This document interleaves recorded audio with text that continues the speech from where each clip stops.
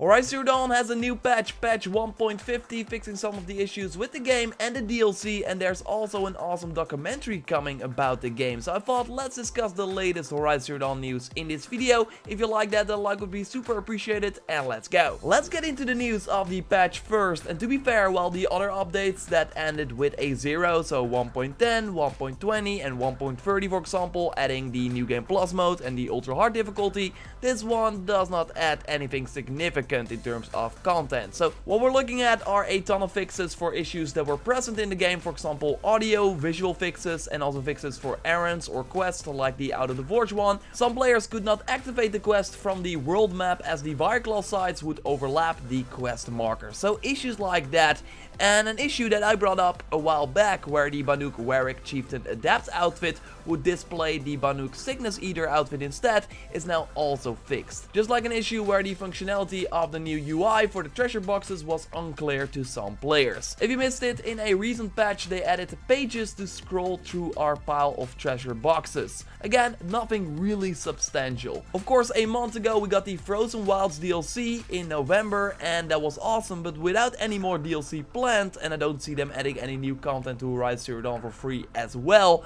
I think it's safe to say that Guerrilla Games has moved on. Of course, they will keep supporting this game with patches for fixes, especially since they just released the complete edition, including the base game, the DLC, and the deluxe edition items for people that never played Horizon, so a great time to jump in if you haven't already, and you have of course a PS4. So yeah, I think it's very safe to assume that Guerrilla Games has moved on to work on a sequel, with them looking for a new lead quest designer, and the game designer responsible for the robots is buying new books about dinosaurs. And no, I don't think that Killzone will suddenly have dinosaurs. It will be quiet for a while though, but that is fine. It's time for Guerrilla Games to move into the shadows again, and then at E3 2019 or at the PlayStation 5 announcement reveal event in 2020, they will come back swinging with Aloy on the back of Stormbird, flying across the Forbidden West, and then at the end of the trailer fighting a Metal Devil. Yes, at one point we certainly have to fight one of these big guys. Of course, when we know more about anything Horizon Zero Dawn 2 related or something else regarding Horizon Zero Dawn,